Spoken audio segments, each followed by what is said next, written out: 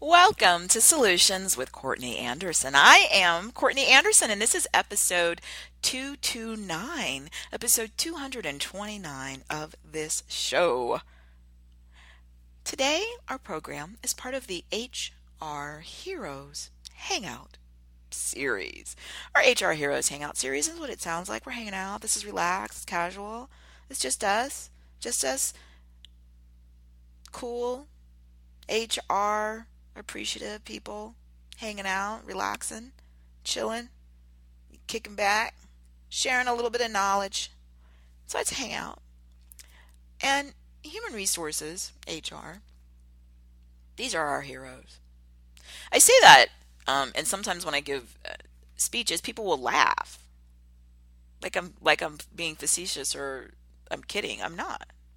Look, humans are the most fascinating parts of our lives. One, because we're humans. I'm assuming that you're human. If you are not, and happen to be maybe from another planetary system or other galaxy, hello. Or just another species, hello to you too. But we're human, so we think about ourselves, an intense amount of time, often to the detriment of other species, floral and fauna, and other parts of our shared physical planet. But we're humans, and anybody who's able to get in there and effectively understand, create a culture of excellence, have a continued culture of excellence, provide a safe space for people to explore their artistic and professional creativity, that really is a hero. And I say that because one of the things that we'll often talk about around the world is how, parenting, it's the toughest job. And we don't say that with sarcasm. We mean it because we know the power it means to raise a child. But raising a child is a type of human resource management. So they are heroes. And we need to be honest about that. I've actually at times heard people, not in my personal life, I'm trying to think. Not in my personal life, but definitely things I've heard in the media or something. Or just out and about in society listening to other people talk. I've heard people say disparaging things about human resources and also about, leadership of humans in general, right? Denigrate parents, denigrate foster parents. I mean, what? Really? Somebody steps up to do this? Such an important issue? Management and leadership of human resources in a work environment or in a home environment? That's a tough thing to do, and to do it well. And people volunteer for it. People, to the best of my knowledge, aren't drafted in mandatorily into human resources. They may feel like I thought I'll do this, but they still chose at some level. And it's the same thing ideally for people who raise children. And I've been very fortunate to do work with foster parents and meet some incredibly gifted and talented and wonderful people taking on very challenging work, raising small humans and managing their human resources. So when I say all these things, I mean them genuinely. And so this specific show topic is one that I did approach with a little trepidation. So let's talk about why. And again, I always do ask people to come by CourtneyAnderson.com. That's our central main website where we have our hundreds and hundreds and hundreds of pages. We're somewhere in the 600 to 700 page range right now. And what is that? What are all those pages? Well, there's the 229 episodes of this program. We also have a companion video program. We also have a blog. We have articles. We have all the content about the different types of services that I do professionally as a speaker in the media. And we're continuing to add more resources to that. So you'll be able to, sign up for seminars and workshops and individual professional strategic coaching sessions and all kinds of things. So that's what's there, and it's meant to be something that you bookmark and you come back to, and you reach out and let me know what show ideas you have, and work through our resources and use those for yourself and for your organization. That's why it's so massive, and we're just getting started. And I actually mean that seriously. So it's a library. All right, so the show topic, as I said, a little bit of trepidation. Why? Okay, our show topic today is the office bully. Are they bullying you?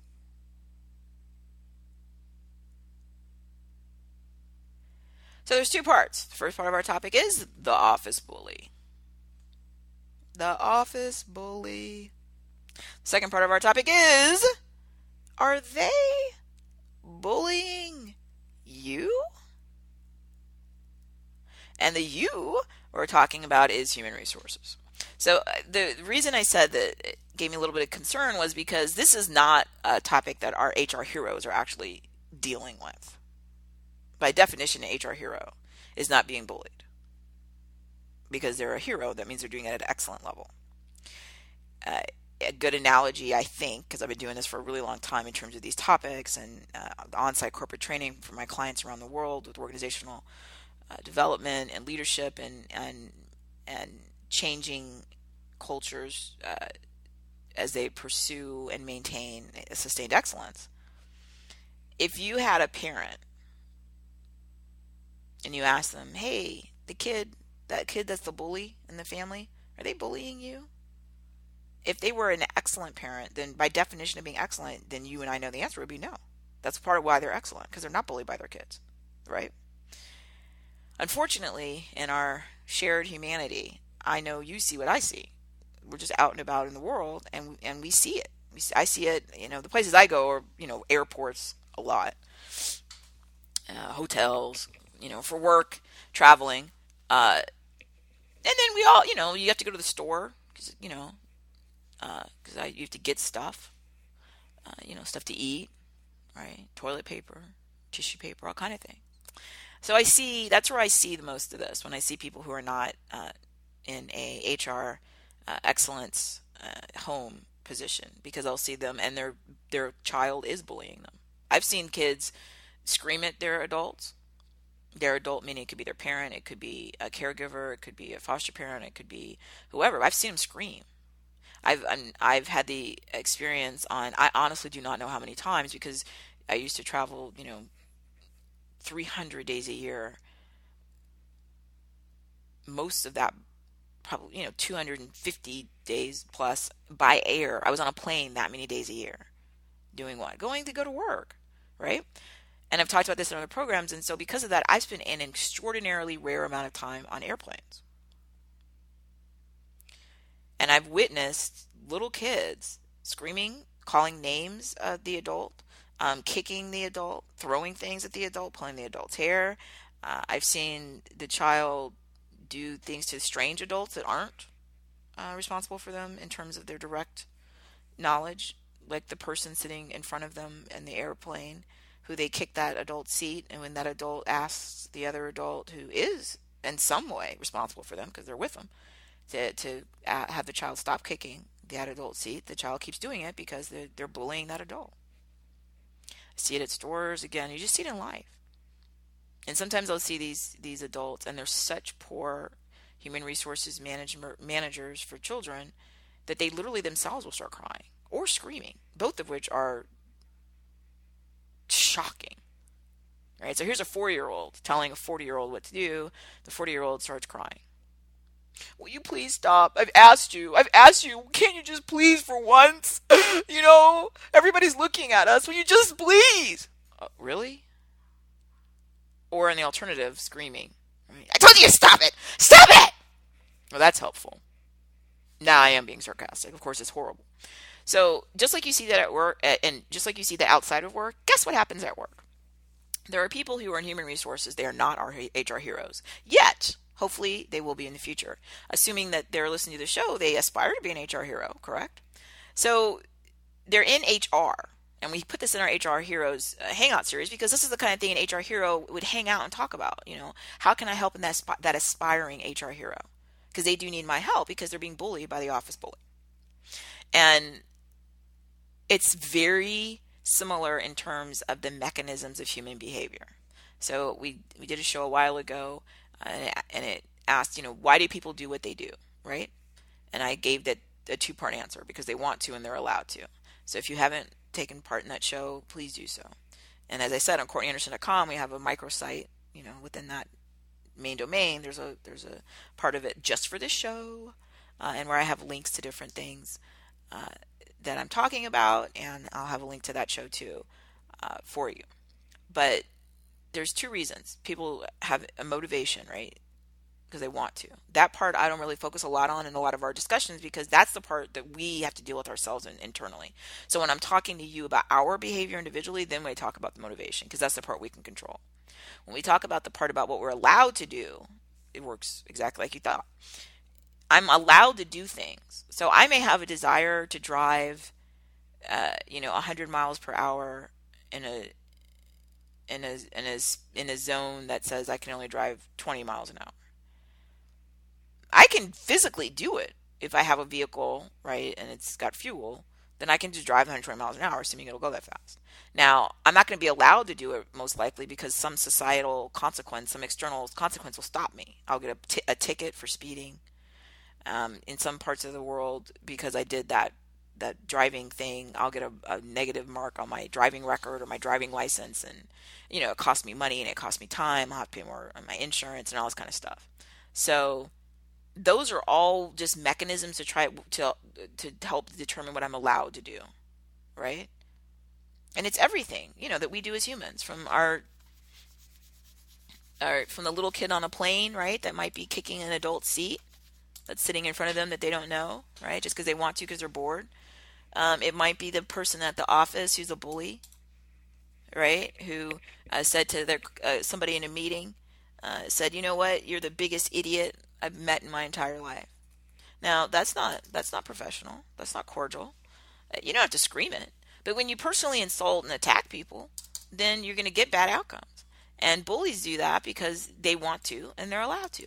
So whenever we talk about external situations with people, I focus on the allowed to part because that's the only thing you can do is control the consequence. So it's through societal things like, laws, law enforcement, and it's through individual consequences. Like, I'm not going to tolerate this. I'm not going to give the person the response that they want. I'm not going to give in to bullying. So in this show, of course, we're talking about actually both parts. If you know who the office bully is, then they're bullying you. I'm going to repeat this. If you literally know who the office bully is, if I said to you, who's the office bully? And you said to me, oh, it's Courtney Anderson. The fact that you know who it is and you can name them, and I'll just say as an aside, it's odd that they have the same name I have. What a coincidence. If you can name who the office bully is by virtue of you knowing who it is, then they are already bullying you. I gave you the answer. It's the same thing. If I asked a parent or, parent, a biological parent, foster parent, step parent, whatever, doesn't matter, but somebody in a parenting role. And they had, there's 5 kids. And I said, hey, which one's the bully? And they said, oh, it's definitely that one. It's definitely that one. It's that 9-year-old right there. That's the one. The fact that you know means that they're already bullying you. HR heroes, when I ask them who the office bully is, what they will honestly say candidly is, there really isn't one. They may say things like, well, we have some departments, that are challenging with strong personalities, but no, we don't have any bullies. That's a good answer if it's, truthful. Same thing with a parent. If I said to the parent, hey, there's 5 kids, which one's the bully? And they'll say, yeah, we don't need bullies. Now, we do have some strong personalities. If that's accurate. Now, what I mean is some people will use that euphemism that they're strong personalities, and with that, and then when you go further to investigate, you'll find out that what they meant was, somebody, pulled a chair out from somebody else and they fell on the floor and broke a bone. Somebody, physically slapped someone. Someone called someone an idiot. Someone used profanity. Someone hung up on someone in a professional meeting. Someone screamed at someone. So that's the kind of thing we have to investigate and see, what does that person really mean. Strong personality just means what it sounds like. I have a personality and I tend to be assertive. So strong personality in a functional elite organization would just be when you have a discussion with someone and you're talking about a work issue, and then you say, well, and so what is your assessment of this proposal? And they'll say something like, I absolutely don't agree that this is going to be the investment that's going to substantially provide us a competitive advantage. Now, I didn't say anything personal attack. I didn't scream or yell. I didn't use profanity. I didn't do the silent treatment where I refused to answer the question. I didn't. You see the difference? Strong personality just means that they're not malleable, right? That they're not going to let me just tell them what to do and control them, which is a healthy thing when we talk about critical thinking. Please visit some of our critical thinking shows, right? I'm an advocate of critical thinking, which means you control your thoughts. So I'm an advocate of strong personalities. Like, you should be the one. I'm also an advocate of, you need to treat yourself with respect, and you also need to treat other people with respect. So name calling, ad hominem attacks, silent treatment, stonewalling, sarcasm that's personal and meant to hurt somebody. So saying something in a meeting at work, yeah, I would have thought someone like you would have made that kind of suggestion for the budget. Not surprised. Really? Your last couple of ideas just worked brilliantly. We all know. Come on, really? That's not strong personality. That's insulting. That's rude. That's unprofessional. It's uncivil. This is not anything that you need any type of human resource training or anything other than being a human. I could ask probably toddlers, and there's great research on kids of little kids, toddlers, understanding ideas of fairness and unfairness. You could ask a group of 4-year-olds and they could understand these concepts, and they have no specialized degree or training. So it's odd that adults want to hide behind euphemisms and rationalizations when the reality is, yes, your office bully is bullying you in HR. How do I know that? Because A, you could tell me who they were. If you couldn't tell me who they were, either you're lying to yourself and you really do know, which happens, which is really sad,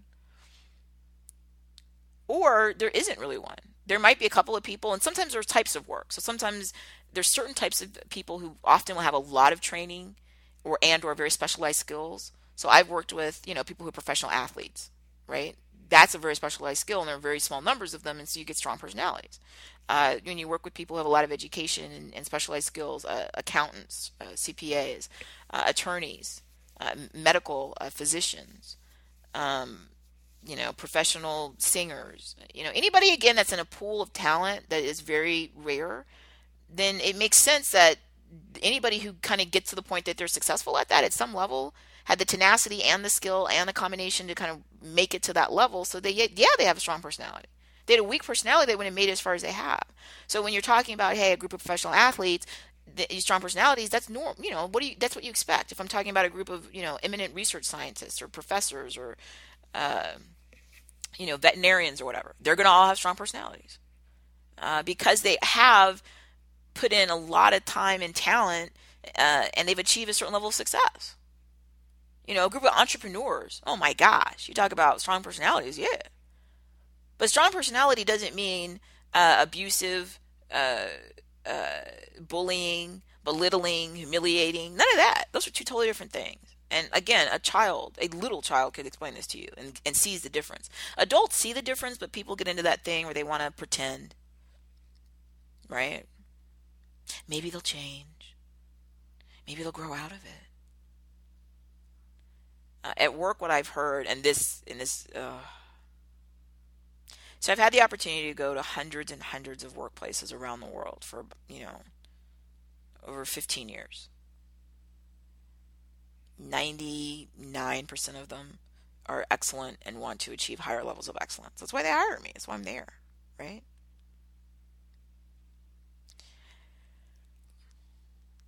Less than 1% either used to be excellent or something happened. Sometimes there's, a natural disaster or, some sort of massive change in their industry or something. And they're going through a transition period. Or sometimes it's a leadership challenge. So it used to be, again, excellent. Then there was a leadership situation where now we don't have excellent leadership. And because of that, the organization starts to corrode. And I've, on those very rare occasions, and I mean very rare, and I haven't been to one in years, because I don't accept these types of contracts anymore because there's not anything I can really do, right? But you walk in and you're talking to the people that work there about an upcoming training session, and they'll say something like, "Oh goodness, I hope Courtney Anderson's not there." No, not me, of course, because not Courtney Anderson, Courtney Elizabeth Anderson, that's me, but some other Courtney Anderson, the office bully, right? So they'll say, "We hope Courtney Anderson's not there, but we're just all waiting for her to retire." That's the analogy that people do at work for what adults will do with little kids. So you'll ask an adult. Now, I haven't ever done this, but I actually have seen people do this, especially at airports, because you're in a really small space on a commercial flight, right? And sometimes you're in a small space for an extended period of time. So for those of you who work, especially flying internationally, I've been on the 14-hour and 45-minute flight from Newark, New Jersey airport to Mumbai. I've been on the 16-hour flight plus, from Atlanta, Hartsfield, eventually ending up in Cape Town. Like when you're on these long flights, even the shorter ones, LAX, right? Los Angeles to Tokyo, Narita, great airport, but still like 12 hours. So, when you're sitting in a little space for 12 hours, it's not that long. And somebody is screaming or kicking, it's you for the whole time. It's really, it's noticeable. And you can't go anywhere else. You can't go sit somewhere other seat. There are no other seats, right? It's a sold out flight. So that's where people's nerves get frayed, and people, I've seen people actually say to an adult with a child who's misbehaving, in terms of kicking, physical, or screaming or shrieking or pulling or throwing things, you know aren't you going to do something? And then they'll say something like, well, they'll grow out of it. It's just that age. You know how they are at that age. And they'll say that, like, no matter what age the person is, right? Oh, it's just the terrible twos or terrible threes. Well, kids sometimes when they're, get that age, around 5 or 6, sometimes the 7, 8-year-olds are tough, 9, 10-year-old. What can you do with an 11-year-old, a tween, right? They're preteens. What can I do with that? What can I do with the actual teen, 13, 14? They do this all the way up. Like, they just keep saying, hey, this age to grow out of it, what can I do, right? I'm going to wait them out. Which is the same thing that somebody does at a business when they say, yeah, that's the office bully. That's Courtney Anderson, the office bully. She's been here 31 years. We're just waiting until she retires. It's the same thing. Are you serious? She may never retire. First of all, why? Look, if it works for me, remember, why do they do what they do? They want to and they're allowed to. If I want to do something and I'm allowed to keep doing it, that makes me satisfied. Now, it may be that I'm doing something that's completely destructive to me as a person. It could be I'm doing something destructive to society, right? But if I want to do it and I'm allowed to do it and I don't have the ability myself to put that consequence in to stop myself, right? And that is something that develops in humans as we become older. Self-control, self-discipline, right? Delayed gratification. If I don't have the ability to do that, I'm just going to keep repeating the behavior because it's working for me. I'm getting exactly what I want. And if somebody else is screaming or crying or whatever, that doesn't matter at all. In fact, it may just make me happier, especially if I don't like that person. So waiting for a day that'll never come for the imaginary retirement means that everybody else has got to sit there for, I don't know, I guess decades and just tolerate the abuse, and the version of an office workplace of the kick in the back of a chair just because, hey, what can I do about it? And think about how angry you are when you're the one in that situation, right? We just get so upset and we think, are you serious? You're an adult. And this didn't start here with the kid kicking right now. This started way before this because they thought this was appropriate behavior. And this isn't the first time it's happened, I guarantee it. And the reason that the adult has no ability to stop it at that moment is because that's how they've set this up. All I can do is just, kids will be kids, right? I've heard the phrase, I've heard that version of that with adults. You know, sometimes, boys will be boys, and they're talking about like a group of 50-year-olds. Really? At work, or, harassing somebody or bullying them. Really? Or I've heard, well, that's just how they are, and they could be any group, right? That's how they are, the athletes. That's how they are, accountants. That's how they are. I mean, it's just, all of this is just disturbing. And again, when you're the one on the receiving end of it, you're just angry. You're not angry at the kid kicking your seat. You're angry at the adult whose responsibility it was to make sure that we don't get to this point, and that had set up also some sort of authority and credibility as a leader, so that they could exert some kind of consequence. The fact that they're unable to do that is infuriating. And that's how I feel and like I said, it was very early. I mean, it was literally like 15 years ago, before I started taking private clients. So all of my private clients, when I go do corporate training, it's not been like this. But when I first started in the industry, I didn't have private clients. I would go through other companies, and they would just sort of give assignments of places, and so I learned a lot, right? When I'm in a workplace and they're telling me that, hey, that's the office bully, but we'll just wait them out to this imaginary day that will the retirement. Why would they retire? They're having totally fun. In addition to the fact that they get to be a bully, which is what they want to do, they also get paid for it. Can you imagine?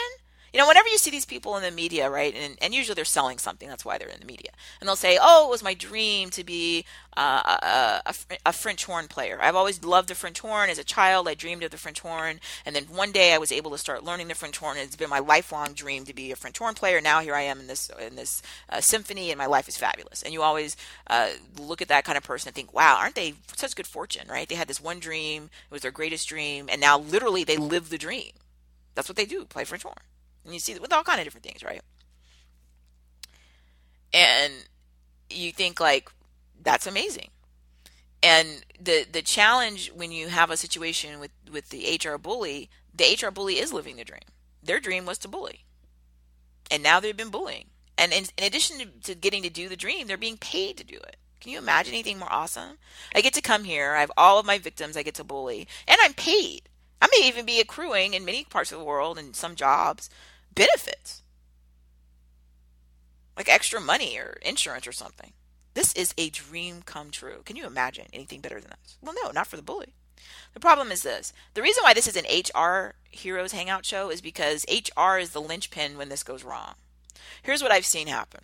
And this is in a lot of the content that I teach in business courses at university. I teach MBA students, of course, now. And so a manager has an office bully. The manager's aware of it, obviously, either through their own understanding of the situation and or from their subordinate team members. So the manager wants to do something about it. They want to give a consequence to make the office bully stop being allowed to bully. Not to change what they want, because they can't do that. I can't change the internal part. That person has to do that. But they can change them being allowed to do it. So I may not be able to stop you from making snide remarks and calling people idiots, but I can stop you from doing it here at the office. Either by giving you a consequence that explains, if you do this, there will be a detriment to you. And or by getting to a point where you're no longer allowed to physically do it here to the people you work with. So you're not in the same building, and or you're not working here at all, so you're not even allowed to talk to them. So that means you're still somewhere saying snide, abusive, insulting things. You're just not saying it to the people that we work here with, which is the whole thing I'm fixing, right? So the manager wants to do that. The manager's like, okay, I'm going to take care of it. The manager goes to Human Resources. Human Resources says, you can't do anything to them. Just bullying, I mean, this isn't specific enough. This isn't actionable. I don't have any, formal complaints that have been filed about the bullying. You need to work it out. And you can't do anything. We can't let you discipline the person or terminate the person or reassign the person because, they'll sue us. Now, this is a very U.S.-based point of view on this, based on U.S. law and U.S. culture and how these things work here. But there's an element of this in many parts of the world, though. So the laws are different to some degree, but the basic of office bullying is the same everywhere, right? How people interpret what the consequence would be is slightly different, but the big picture is exactly the same, and the behavior is the same, right? It's like everybody eats. Now, what you eat is different depending on where you are in the world, but the fact that we eat is the human thing, because if you don't eat or have nutrition through some way, you'll die, right? So that's what I'm saying. Okay, so the HR is, like I said, when this goes wrong, here's where it goes wrong. So HR says to the manager, like, what? Like, this isn't a real problem. We don't have any complaints about this formally through our process, and you can't do anything, right? You're just gonna have to go work this out. So they act out a little bit. Like, that's on you. You're the manager, manage, right? And in the U.S., what they often will say is something along the lines of, we wish we could help you. We know it's Courtney Anderson. Everybody here knows who the office bully is, right? We know by name. We know exactly who the office bully is. We are being bullied by her too. We wish we could help, but this is what we have to do. We can't let you document this and discipline on this, because then Courtney Anderson might sue us. And this is where, if you look through on the website, so the website, of course, has all of our content about these, our programs and all of this, and it also has video shows that are just like this, but it's video, but it's film. It's our television talk show. This is our radio talk show / podcast, and it also has video. It's got some footage of me giving speeches, right? So, and this is again over a library at times, so all different types of topics. But there's stuff where I'm talking about this concept in some of those speeches, or some of the clips of those speeches. And the reason is because this is one of the most common issues I've dealt with over the years, especially when I first started in the corporate training industry, because this is so common. So the manager the manager is doing, quote, the right thing, right? The manager is taking the steps to get the consequence so the person can stop bullying, right? Not that they'll stop wanting to bully, or not that they'll stop thinking all that stuff. They'll just stop doing it. Like, you can't kick the chair. You might think you want to kick the chair, right? This is my analogy of the little kid on the plane. You might be thinking in your mind, I really would like to kick that chair. I really would like to kick that chair. I really want to kick that chair. But you're not going to do it because the consequence to you is too high. So I haven't changed their motivation. I've just changed what their behavior is. That's all I can do, right? So the manager is doing the right thing.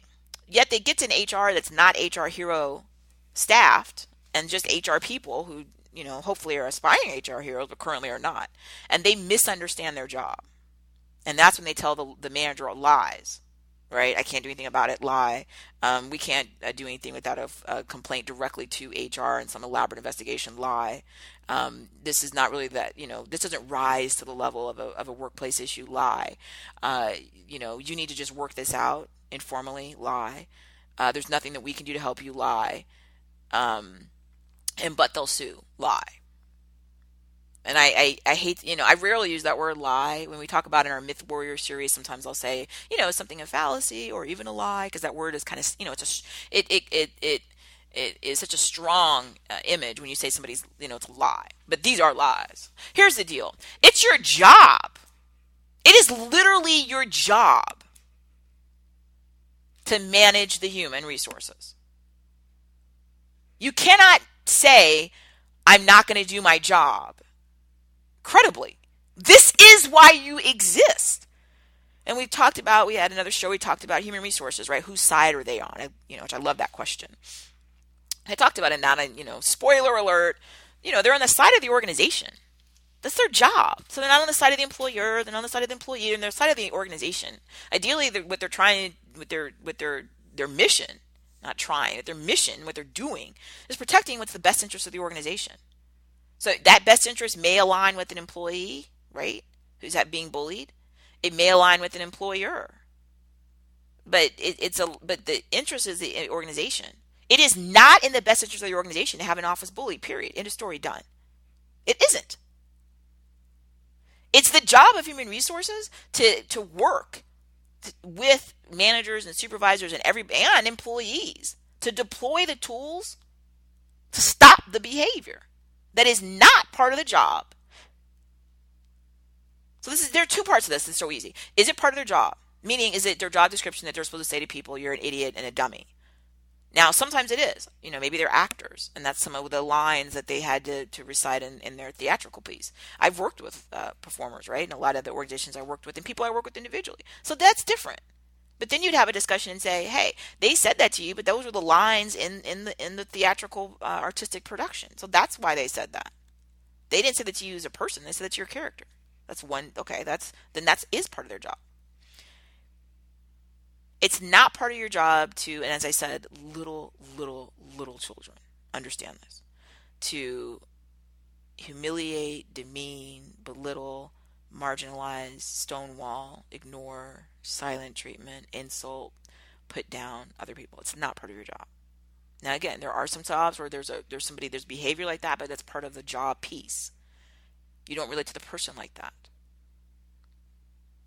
And I mean that in any job. In any job. All jobs. The highest paid, the lowest paid. The most prominent, in the public eye, jobs you've never even heard of. All of it. In any field. From accountants to zoologists. I also include entertainers in all types.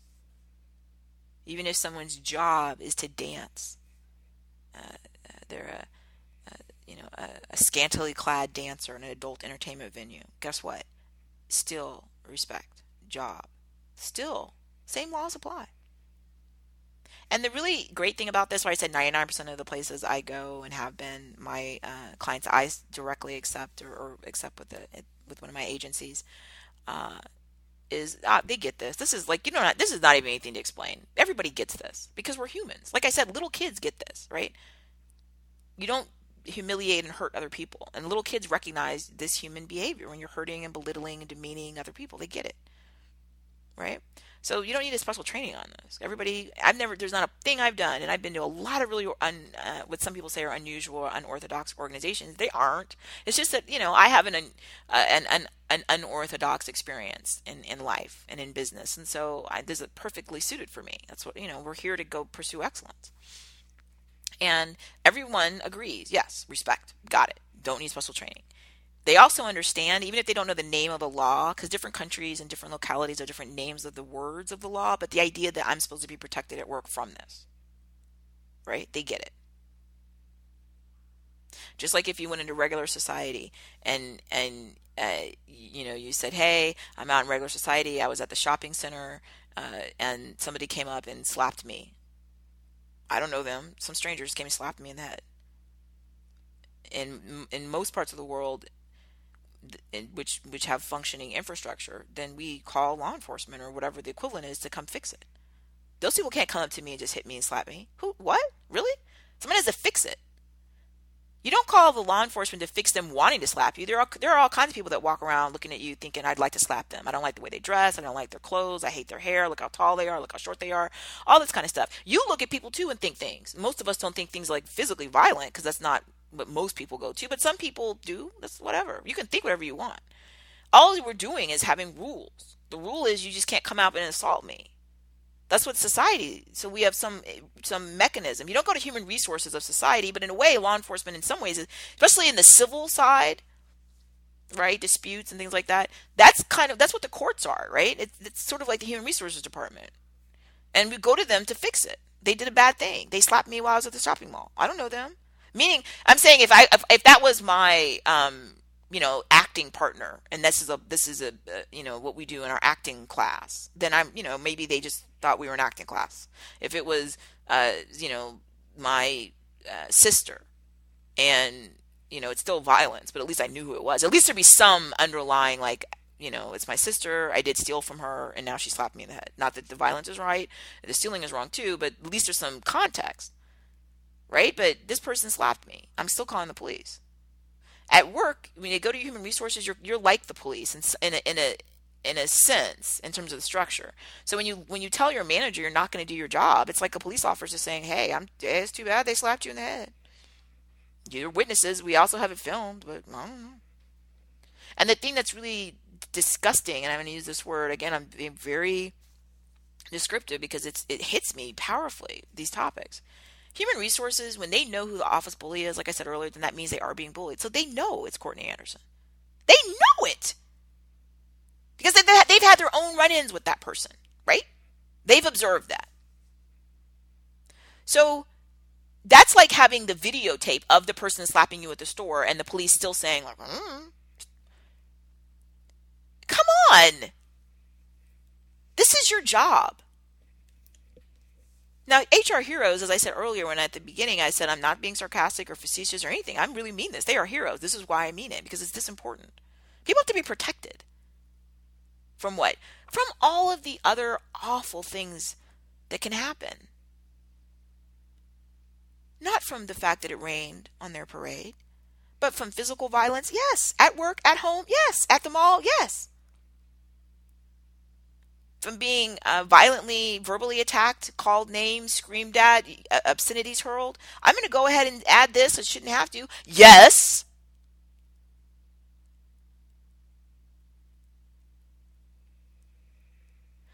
And at work, if I need to be able to communicate with someone else to do my job, right? My job is to be able to work in, the contracts department. But there's somebody there that's bullying, and their bullying way is of silent treatment, so they won't talk to me.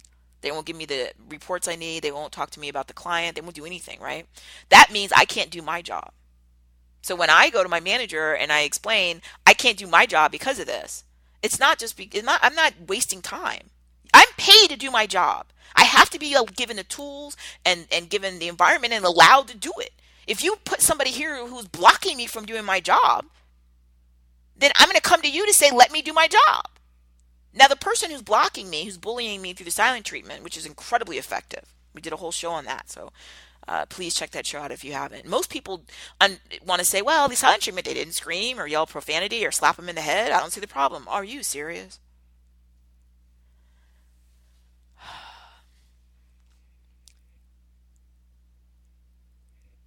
When the person alerts the manager and or the manager just themselves says, I see this, I'm aware of it, it's going to stop.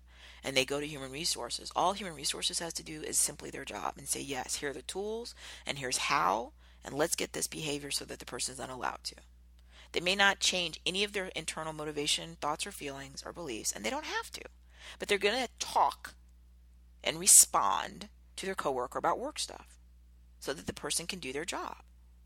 You're going to force them to do that, or they're going to have to go somewhere else, a different department, a different company, a different part of the world. It really doesn't matter. They just can't do this because now everything is being negatively impacted. You remember, you're constantly focusing on employee retention and engagement, right? And retention is they stay, and engagement is they stay and actually doing stuff enthusiastically. Ideally, they're doing stuff the right way the first time. You're not going to get any of that when they can't even do the basic stuff because they're dealing with the bullying. And it is stealing money. It's stealing money from the taxpayer if you're a public entity. You're stealing money from the public, from me. I'm the public. Or you're stealing money from your shareholders and clients if you're a private sector firm or for profit. You're stealing money from somebody. And stealing is wrong. So the bully doesn't have to, quote, change their, the people say, well, animal can't change their spots. Okay, I'm not asking them to change their spots. What I'm telling them is they're going to have to change their behavior while they're here at work to be allowed to stay at work. So yes, they're going to have to speak or email or text or whatever they have to do as part of the regular standard job to the people, even if they hate the people or they think the people are dumb or whatever. They're going to have to use professional language. What's professional language? Everything that is not a personal attack, insult, belittling, humiliation, all of that. This isn't difficult. Profanity, no. Come on, again, little kids. But what has to happen, to be fair, organizations write handbooks and policy and procedure manuals where they list all this kind of stuff, right? And then they'll have a catch-all phrase, like you have to, engage in team behavior, so that when somebody tells somebody they're an idiot or a dummy or some other destructive behavior, you just go to that big kind of catch-all and say, hey, that's not team behavior, right? That's destructive. This isn't difficult. Is it part of the job is the first question. The second part is then, okay, is it part of the work environment or not? This isn't difficult.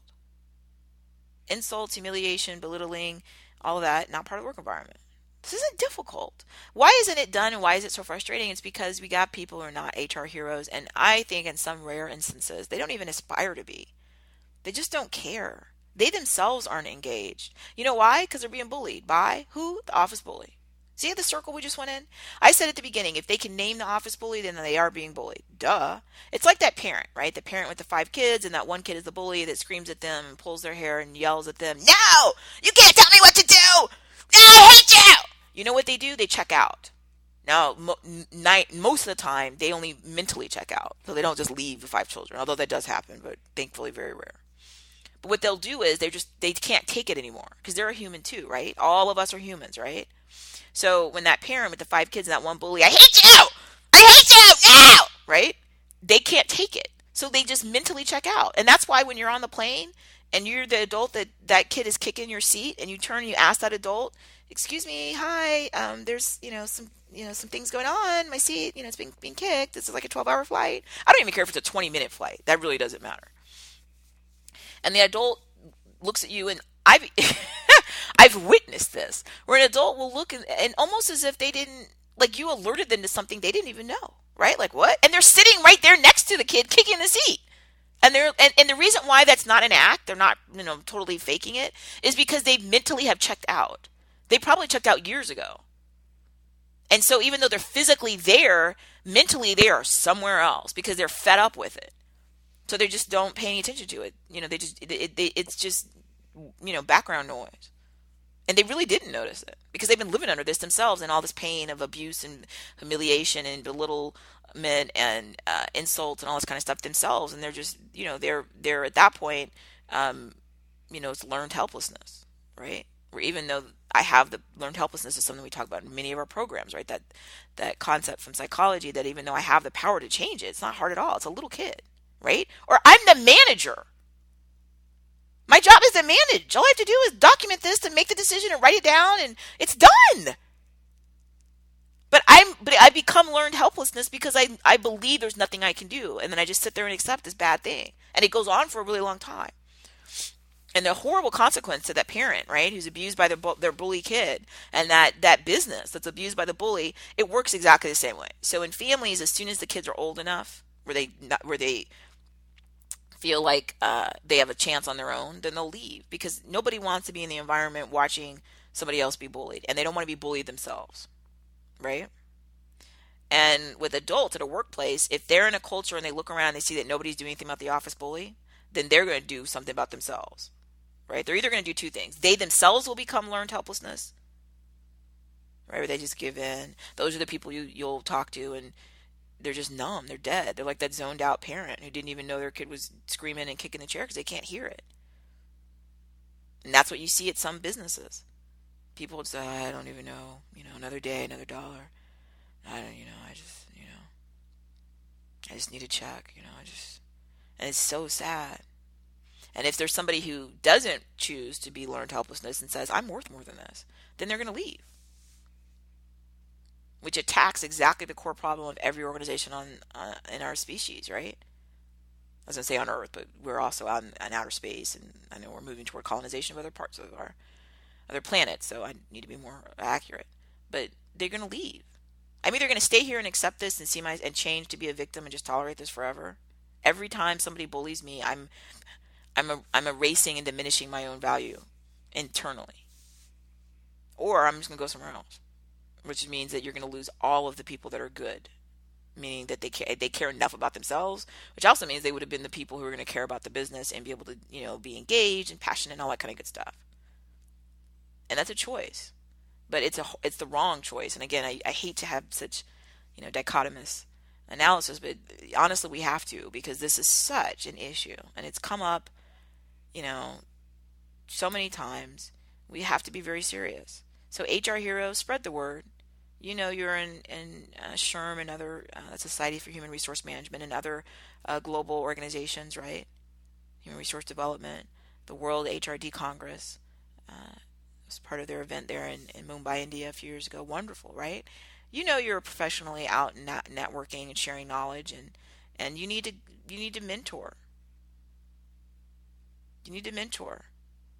Before we even get to that analogy of that adult with that kid in the airplane kicking the seat, we set the tone way ahead of that. We're not going to wait till we get to them kicking the seat. And what happens when the HR, who's not a HR hero department, tells the manager these lies, right? Nothing we can do, work it out, see if you can talk to them. I mean, all this is garbage, right? meaning that doesn't work. If it did, the manager wouldn't even come to HR, right? Is that by leaving the bully in place, we said what happens to our team members is they either become learned helplessness themselves, which is awful, in terms of the psychological, physical, emotional toll it plays on. I mean, it's abuse at the worst level. And of course, let's talk about the purpose of a business. We're not able to do what we're supposed to. I can't make money and do all this when I have learned helplessness people. I have horrible retention because nobody that comes in from the outside that sees what's going on is going to stay. That's healthy. And the people that are there are only there by force and by the effects of learned helplessness. That's why you have zero, I was going to say you have zero engagement, but almost. Everything's bare minimum because nobody has any motivation to do anything else. Because they're just being bullied and they're just worn down by it. And they really, like I said, you need to mentor. HR heroes, you got to mentor. You got to let people know. Because what happens is it escalates. So the bully, remember, the bully gets pleasure, like the kid, right? So the kid on the plane, they don't start off usually like the first time, just full out kicking for 12 hours. They start off a little bit, a tap, tapping a little bit, moving, swinging. I've seen this actually. I've actually watched people do this. The little kid swings their legs, swings their leg. Uh-oh, accident tap on the seat in front of me. So they're testing, right? They're testing to see if there's going to be a consequence. This is how humans are, little kids and adults, right? All the way through our human life. We're testing to see if we're going to get in trouble. So if somebody stops the behavior early, then it's the whole idea that they have in criminal justice, right? The broken windows theory. That, when you go into an organization, broken windows theory, and I'm totally oversimplifying this, but to make a very brief point, is that, hey, you don't let an let's get you into a neighborhood, right? And there's some broken windows. Well, you go and you fix it. Because if you leave a broken window, that's not a big deal, right? But if you leave it, what it does is it teaches other people learned helplessness. Now, I'm totally mixing these things together and I'm oversimplifying and angering all kind of experts and scholars. But in big picture, this is my big picture parts do work. What I'm saying is this: if you teach people that the expectation and we're not going to allow you to have broken windows, then people don't go further than that, right? They have to view themselves differently and view their neighborhood differently. If you leave the broken window, then people realize nobody cares about us, right? Learned helplessness. And then the broken window, litter, graffiti, and you go into parts of the U.S. and parts of all over the world. I don't want to name every country, but basically almost everywhere. And you look at places and they look like it's a war zone, literally. Like, looks like it's been hit by a bomb. And it's not. It's just decay. Because the broken window and the overgrown vegetation and the graffiti and it escalates, right? And that's what happens at work with the bully. So maybe the bully, was only telling people they were an idiot. And now a little bit later, they're also throwing things. And then a little bit later, they're throwing things and they're calling people idiots. It just escalates. And the really weird thing is human resources in these places, then they created the whole problem, right? So the little kid, back to my analogy, the little kid on the seat, they're kind of swinging their leg, right? Sitting next to their own adult, whether a parent, or foster parent, whoever, uncle, whatever, family friend. And they're swinging their leg, trying to see if they're going to get in trouble, right? And they're just, accidentally tapped seat just one time. They're testing. They're just like this broken window, right? To see where they're going to be stopped. Now, the vigilant, super awesome HR hero ideally would have set this ahead of time so they wouldn't even do that. They wouldn't even be testing. They wouldn't even be like, hey. But let's say that happened. They're immediately on this. Excuse me, you seem fidgety. Do you need to use the restroom? Are you comfortable? Are you cold? Are you hot? But you have to respect. Remember, we know that, right? We don't want anybody behind us kicking us, and we definitely would never want to kick a seat. Oh yeah, I would never want to kick a seat. Well, yeah, right. You did want to, but now you're not going to be allowed to, so you're going to have to do something else. And that's what I'm saying is when human resources does these lies where they tell the poor manager, hey, I can't do anything to help you. You just try to work it out. It's not a big deal, right? Now you went ahead and you created a situation of learned helplessness, high turnover, really poor morale and engagement. And you also will wait, and then whether it's a couple of months or a couple of years or even a couple of decades later when it blows up, because that bully has been doing this for all this time, then you want to kind of throw up your hands and act as if you're shocked. You created this. If you'd fixed it when it was little, then it never would have escalated, but you left it there. And I'm not exaggerating when I say for decades. Look in the paper, anywhere you are in the world, and just looking around and see the examples that you will find from organizations where disastrous, horrible things went on forever. Not forever, but seemingly, 15 years, 18 years. And then when it hits the public, people in the public say, how did this happen this long? Because of exactly what we're talking about.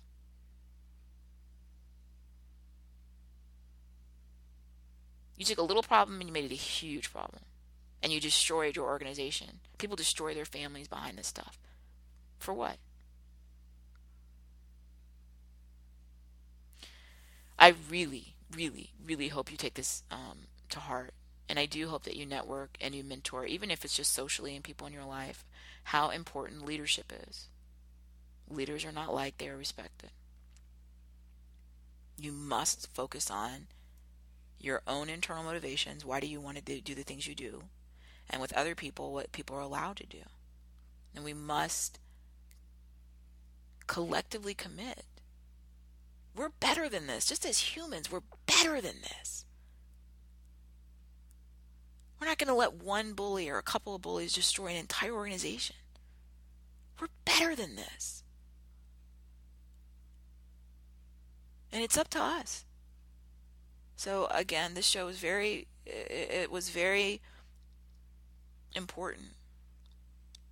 And I hope as we talk through and work through some of these things that if it resonated for you, again, that you speak out. Obviously, HR heroes, you're not dealing with this, but just like I do out in life, you'll see things, right? It may be somebody in your personal life and you'll see something and there's a way to mentor. Great way when you see somebody struggling, maybe it's a relative and you see them struggling with their, young child's behavior and you could say something really positive. You never attack. Remember, because they're already in learned helplessness, right? So they already have low self-esteem and all this kind of stuff. So you say something really positive like, oh, yeah, I've been there, some of the volunteer kids I've worked with, woo, tough. Look, can I tell you something that really worked for me? It seemed like it was magic. And then tell them some of these techniques. Help people, right? And if you're ever in a place where you're around some of these people who are, I hate to even call them HR because they're so far removed from HR heroes, that lie to the managers and don't want to do their job and create bullies that are allowed to fester and grow for just interminably long periods. Try to reach out professionally. And if you ever, accidentally stumble into one of these places, you're out and about in life, you must immediately leave. If you're the manager and this happened to you, which I hope it wouldn't be, but you may know someone, right? Maybe somebody's talked to you, a friend or cousin or somebody, and told you a story like this. You got to tell them they got to go now. Because if you're the manager in this scenario and you did go to HR and you were doing what you were supposed to, and they told you these lies, well, they're going to sue us. What can we do? I mean, as I say in the clips you can see, and if you've heard me speak, that's so ludicrous. And let them sue. First of all, it's incredibly expensive, especially in the U.S. And they're not going to sue. The percentage of people that actually sue is incredibly low. If they do sue, and so what? They were bullying. You have all kind of evidence and witnesses and all kind of stuff. You and HR even knew they were the office bully, right? So come on. That's that thing where somebody comes at the mall and slaps me, and I'm not going to call the police. I'm not going to call the police because what if something bad happens? Are you serious? Something bad already did happen. I'm not going to let somebody just go around hitting me, thinking that they're able to do that. They could go hit somebody else. No. You are not allowed. No. Yes, I am calling the police. Yes. You're going to stop right now stopping people in the mall before it escalates to who knows what. No. But they'll be angry. So I don't care. They may sue me and let them. First of all, it's totally not real. The numbers with this imaginary lawsuit thing, the numbers of how many people actually sue are so small. And part of that's because you get this media narrative, and we talk about it in other programs, we can't do it here, which sometimes ties into something called tort reform, where people want people to believe that there's just some crazy, lawsuit system where everybody will sue you all the time and take all your money and ruin you. But my question for most people when I ask them is, how many times have you personally been sued? And the answer usually is 0. And even for big organizations, you'd be surprised at how slow the numbers are. It's not surprising. It's partially because it's so hard to sue. There's no magic place you go to, and I'm talking from the US, where some free lawyer comes and says, "Oh, I will take your case and I will spend millions of dollars on it and I will do this for years and then you will be rich." It does not happen. And if the bully goes to get the lawyer and their facts are so horrible because they're the bully, and if your company had just done what they're supposed to, which is document it, so they have progressive discipline records where they were warned, where they were put on performance improvement plans and all this kind of stuff, then lawyers aren't stupid business people.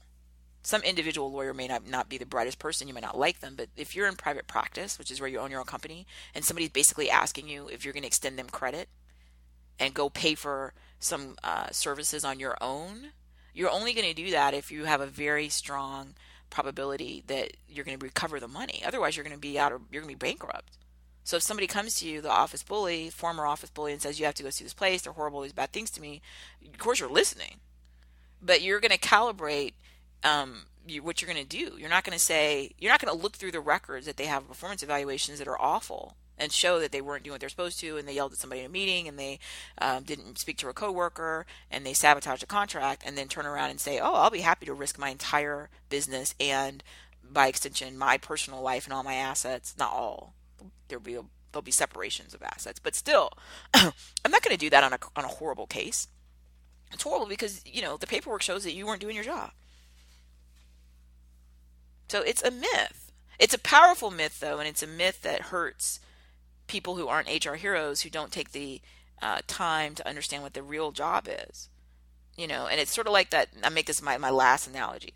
So in societies all over the world, we'll have things where people form these informal groups, often for criminal purposes, like street gangs, right? And you'll have this whole thing that happens where somebody lives in an area, like they live in a neighborhood, and there's a lot of street gangs where they literally have all kind of, they have like a uniform of sorts, and like, gestures and all kind of, branding for their little street gang. And the person who lives there has nothing to do with it, right? Let's say it's a street gang of young, sort of juvenile boys, and this person is, 70 years old, just happened to move in that neighborhood a long time ago, has been living there for like 40 years, nothing to do with these little kids, right? Not in the gang themselves, but they just live there. And then you'll hear this idea that people, so if that person had something happen and somebody in the street gang, broke their window, right? The reaction I just gave earlier is you call the police. And then, so that the person gets punished, but you also do everything you can to make sure the window gets fixed, right? So if they have a parent or caregiver or somebody, you tell them, hey, your insurance or somebody's have to pay me for this. I'm going to take you to civil court. In the U.S., you would take them to civil court to get a judgment, so you don't have to pay for fixing the window because their kid broke it, so they're responsible. Under many big picture systems, right? Meaning the child did it and the parent is responsible for the child did in many instances, especially for things like this that were in the parent's responsibility to have control over their child, so they weren't going out committing vandalism or property damage. But in some of these neighborhoods, you'll have people say, well, you don't want to call the police because you'll snitch, right? You don't want to call the police. Now that's completely illogical. You're thinking, I'm not on the side of the people who are doing bad things to me. So I don't care. What do you mean?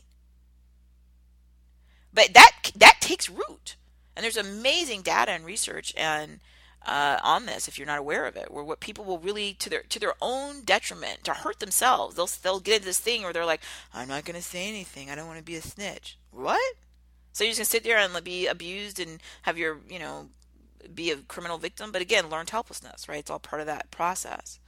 So what I'm saying is that it's imperative that if you're the manager in the situation, or somebody's manager in the situation, you have to go. You cannot change it.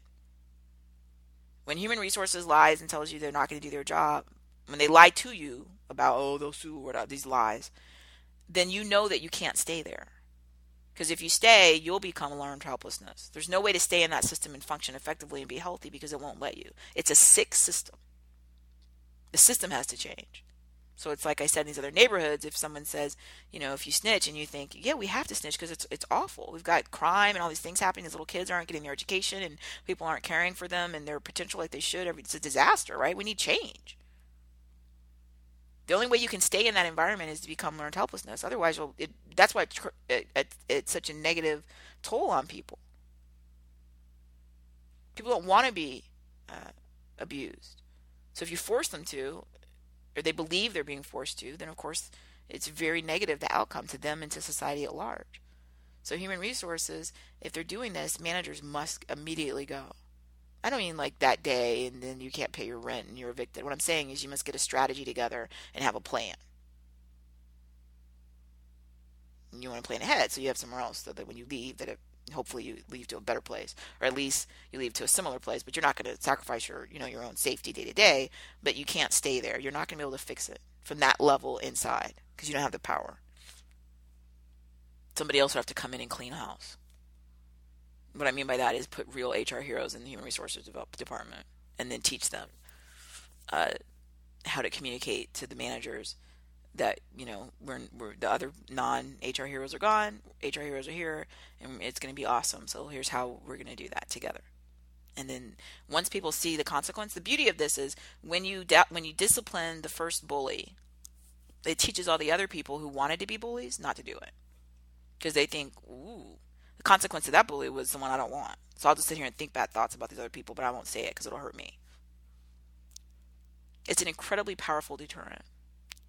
That's why the broken windows thing, in theory, I'm not saying, because there's a lot of debate about this, and especially when it comes to some of the policies in the states and some arenas where people did things thinking that they were adhering to broken windows, but it's incredibly debatable when you start stopping people just sort of who look like they might be potentially in your mind someone who might do something criminal who actually hasn't. That's a whole different argument, and that's not what I'm talking about. I'm literally talking about something has happened.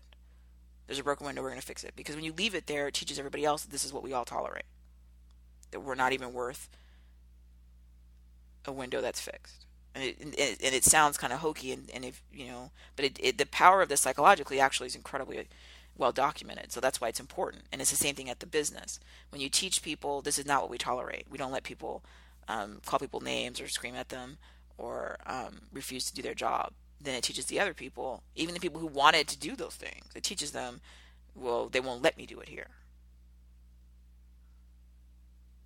And that's why when you ask the HR hero who's the office bully, they're like, we don't really have one. And they mean it when they're telling the truth, right? They really do mean it. Because there might be people who are like, oh, I didn't really agree with that conclusion, but they're not going to scream and yell and throw furniture and call people names and threaten to kill people. I mean, all the stuff that happens at these other businesses that don't function because they know it was not tolerated. They know they'd be out of there before they even finish the first abusive thing because it's not tolerated. We don't tolerate that here. Just like in that thing with the neighborhoods, right? In these neighborhoods, we don't have that. We don't have broken windows and graffiti and bombed out looking buildings. We don't tolerate that. Not here. Not us. We're better than this. We as humans are better than this. And that's so. All of these are. I mean, there's so many subjects we touched on, but it all is underscoring how important it is. So the answer to the show talk question, the office bully, are they bullying you? Well, the answer, of course not. They're not bullying you if you're an HR hero. HR heroes, by definition, do not have office bullies. They are leaders. The whole unit, the whole department. Now, if you're in a situation where you're thinking, yeah, the office bully is bullying me, well, then you're not an HR hero. That's one thing you need to work on. More education, certification, professional networking, and development organizations. The other thing is you need to go to a different place because your organization is committed to,